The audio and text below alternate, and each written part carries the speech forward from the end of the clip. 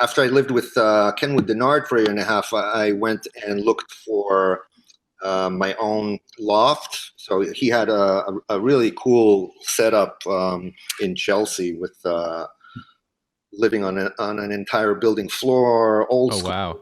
New York loft, elevator coming into your house, real grungy building. Like, I can tell you stories forever about, the folks that lived there. But I won't right now.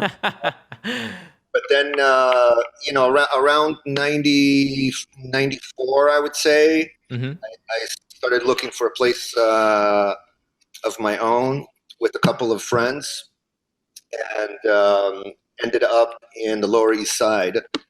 Also, we found a very, very cheap 2,000 square foot loft Hmm. right in the Lower East Side. And the reason it was cheap was because that area was still dangerous and it was still run down, and you had, lots of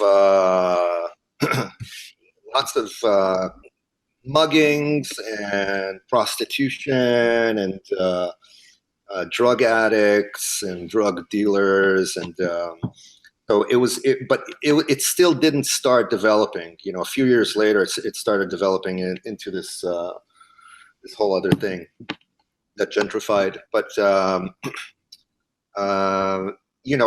that was my environment in the Lower East Side, and it enabled me to live in an absolutely incredible situation because the rents were so cheap. It allowed not only for me but for any young artist still in the early 90s an opportunity to move into a place like New York and be able to do that without a lot of money, and be able to Hmm. create a situation where I built 24-hour soundproof studios in my residence. I built two of them, so that one I could use and my roommates could use, and the other I could use as a business. So it was a 24-hour drum rehearsal business.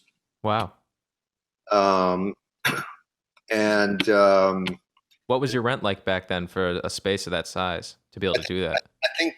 I think the initial rent was $1,600 for 2,000 square feet. That's pretty incredible. Yeah, well, check this out. In 93, 94, I guess that was $1,600. And when I left in 2013, and that was the primary reason why I left, the rents just like my lease turned over, and the rent went up to 25,000 a Oh month. my. Wait, so they kept it at the 1600 and then all of a sudden there was no like it's gradual increase?